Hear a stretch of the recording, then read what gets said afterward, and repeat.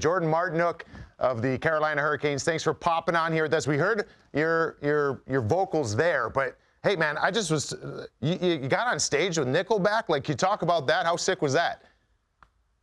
Oh man, being Alberta boy, having the opportunity to do that was pretty special. So, the video, I reliving that. That was a hell of a night. I think there was like 15 guys from the team were there. Wow. You can picture, you can see them actually in the background if you zoom in. It was so cool. I was like staring at all them the whole time, and then yeah, that was special. That was something. What was their reaction like when you're seeing the boys back there? Well, I was trying to keep it quiet throughout the kind of the whole concert. I think only a couple of them knew, and then they were like everybody knew. I had set the whole thing up, and they were like, "Oh, are you going on stage? You're going on stage?" And I was like, "No." I was trying to play it off, and then when I left, everybody was like, "Oh, he's doing it! He's doing it!" And I was up there for a song before I actually sang, and the nerves were hitting me pretty hard. And went out, had a Jaeger bum, and then loosened it right up. Right? I can only imagine. So, we weren't allowed to use the audio, but from what I heard, you like legit voice, and from what we heard from the lead-in, I'm not surprised with the yelling there. But how did that come about? You said you set it up, but like who do you talk to get that whole thing in motion? Nickelback's obviously Canadian, but still, that's kind of crazy. Shout out to the boys at Missing Curfew, Obes and Uppy. They hooked me up with the band manager when they were up in Edmonton. We were home for the summer, and I went and seen the concert in Edmonton, and got to, I guess, meet him after the concert. We went up with like the family and friends, and started talking to him. And I was like, I knew they were coming to Raleigh in September, and when they were in Edmonton, they had like a radio contest of whoever won the radio contest got to go on stage and sing Rockstar. And I was like, is there any way that you can make that happen in Raleigh? But instead of doing a radio contest, I just hit the guy, and he's like, yeah, I think I can make that happen. The band manager wanted to wear our mascot costume. Was that the trade-off? He wanted to run around stage in Storm costume, and he still pulled through on his. But yeah, I was so lucky to be able to do that. Oh, it's incredible, man. I love that stuff. It's so it's great to see. And here's the thing, like, we could see that right there. You've been in the league for a long time now, and you're a vocal guy. We've said that a number of times. In the locker room, a leader in the National Hockey League. But that probably didn't, maybe it did. You can correct me if I'm wrong. But you didn't come in the league like that, right? Like, you had guys when you came in Arizona that probably were those guys and kind of showed you what it was like to be a leader. Who are some of those guys? Well, yeah, Doobie, you'd know. I was gonna say, besides me.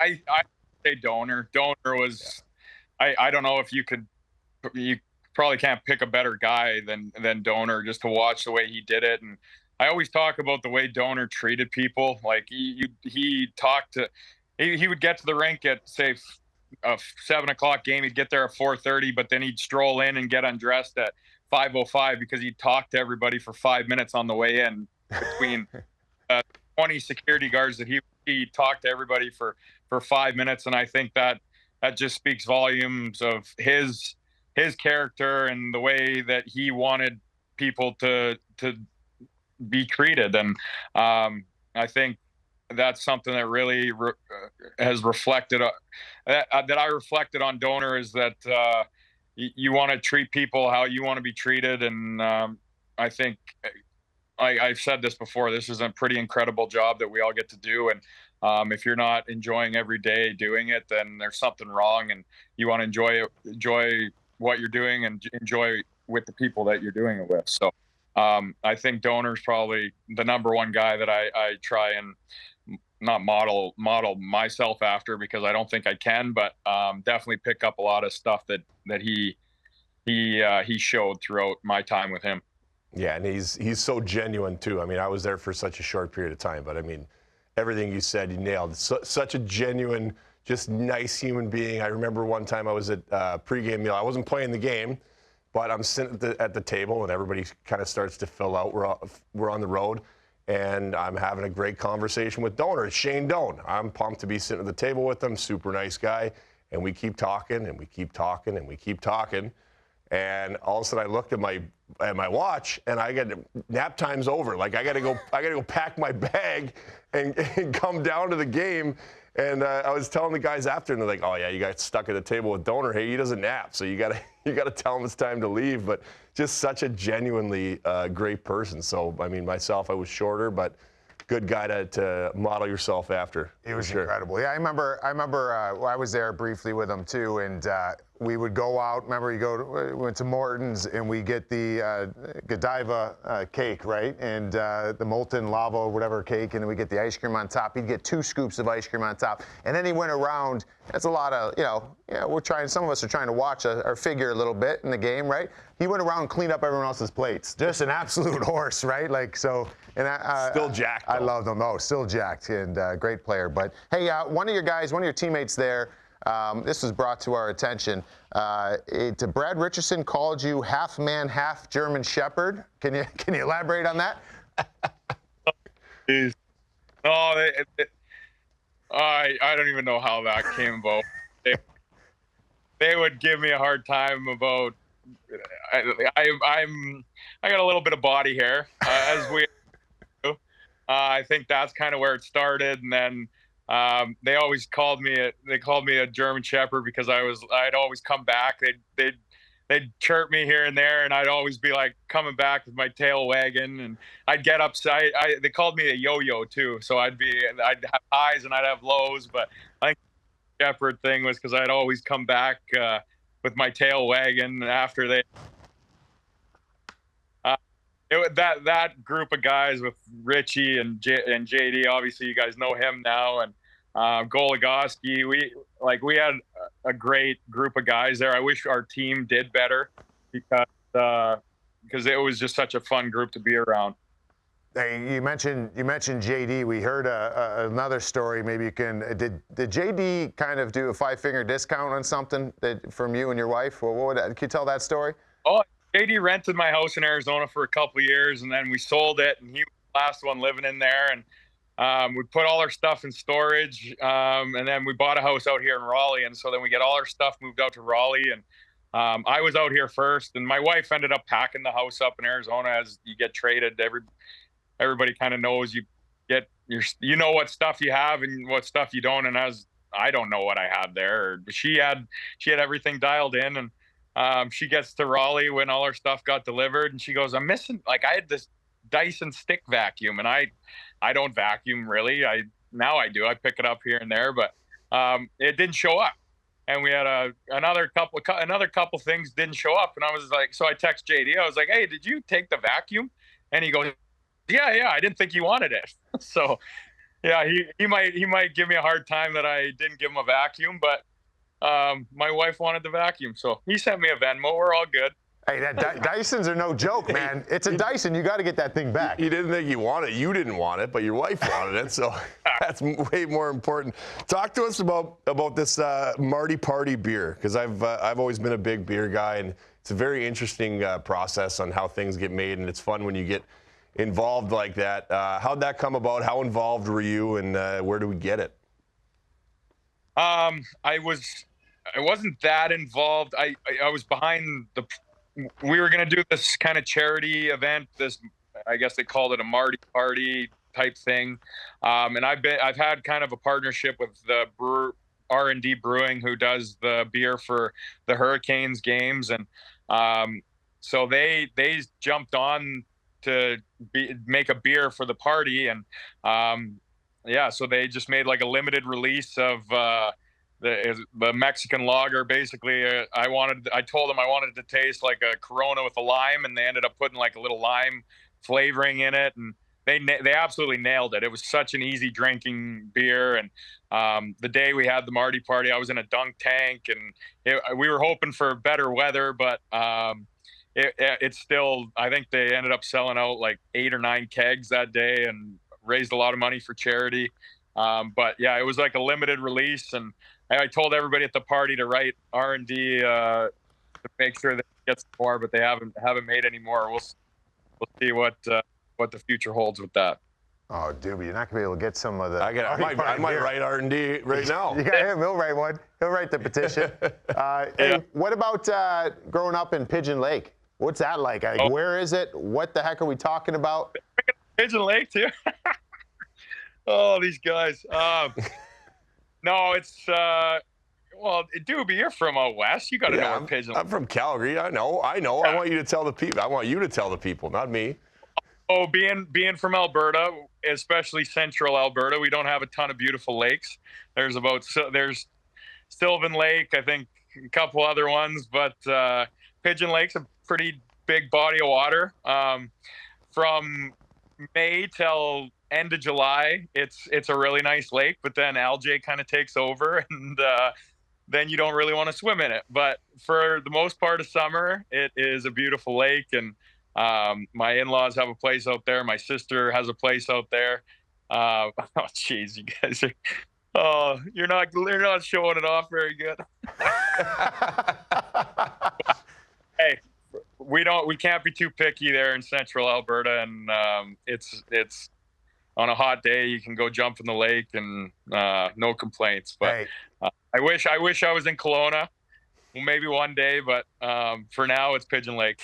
Hey, man, listen, we're all proud where we're from, right? I'm wearing a gosh darn Cleveland Browns thing, right? Like, you sit there and you're proud where you're from, and yeah, I just wanted to get a little background on that. And out there in Alberta, like cold weather, we got some lakes out there though, right? And Yeah, well, I mean, not a ton. Like you mentioned, Kelowna's pretty nice. There's a couple, but it gets chilly. You saw that video of the ice freezing as the video was being taken right in front of your eyes.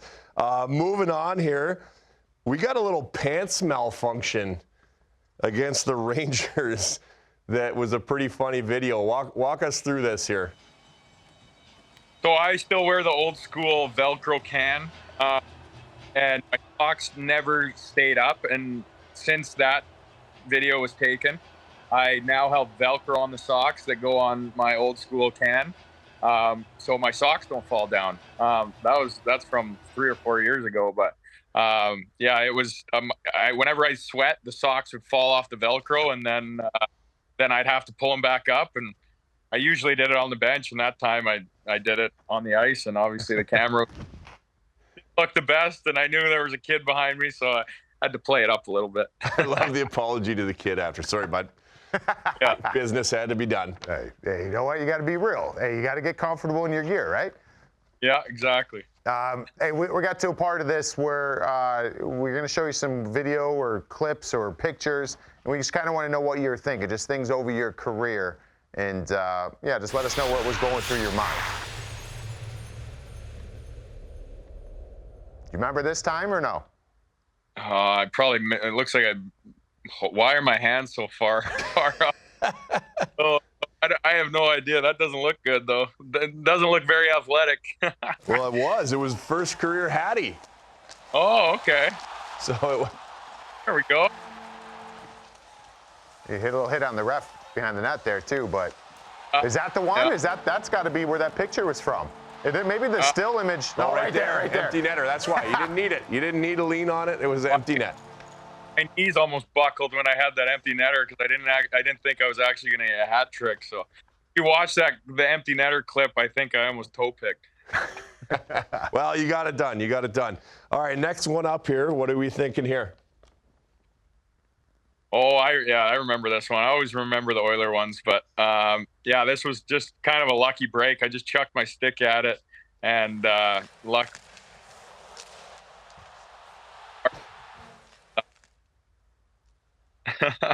I mean, that's a ridiculous goal. Look at this little backhand, forehand. Yeah. Holy smokes. Those ones you just gotta those are lucky. So looks cool. What else we got here? We got another one coming. What do we got?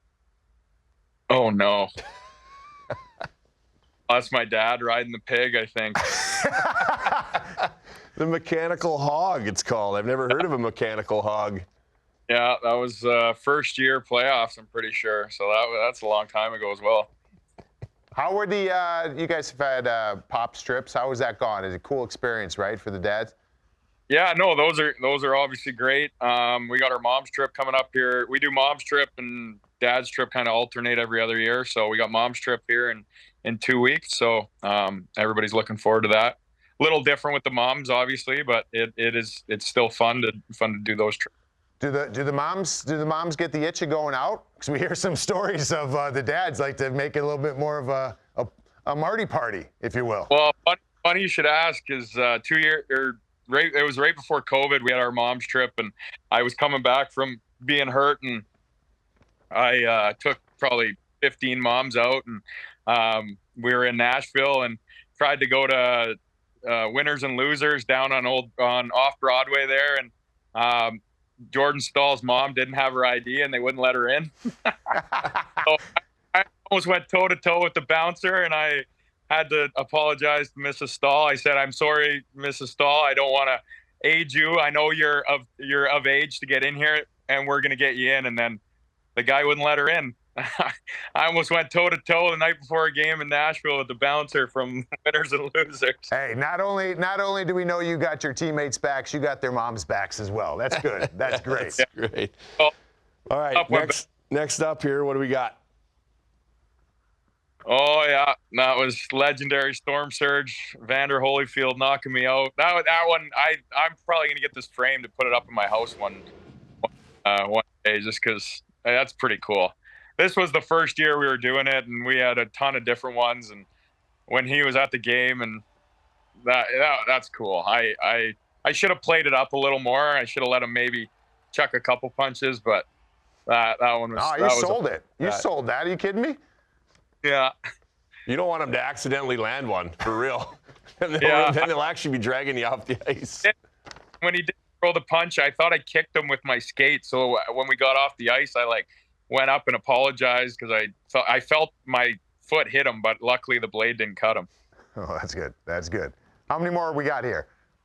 We got another one coming up. Oh yeah, this was outdoor game. And we were laying a lick into the Caps, and Mantha was trying to get some momentum on his side. And he's a big boy, and I kind of had, he got a hold of me there good, but then tried to get loose. He threw a sneaky one off the top. Huh? Yeah. That's tough to come when he drops and gets like position A on you right away. It's tough to start coming back. He had a good grip, but we knew it was coming when it was 6-1 and playing in the stadium, and Raleigh was rocking. He's got to get the quick up on the German Shepherd, or it's going to be a long night for him. So might have ripped out a few chest hairs there when he buckled into the first grip. All right, I think we got one more for you here, Marty. Oh yeah, this was best hockey week of my life right here. Last year's playoffs, penalty shot. That was a good week. You were on fire. I remember this. It's a nice move here. Heavy pump. Yeah. What was the numbers over that stretch? Do you remember?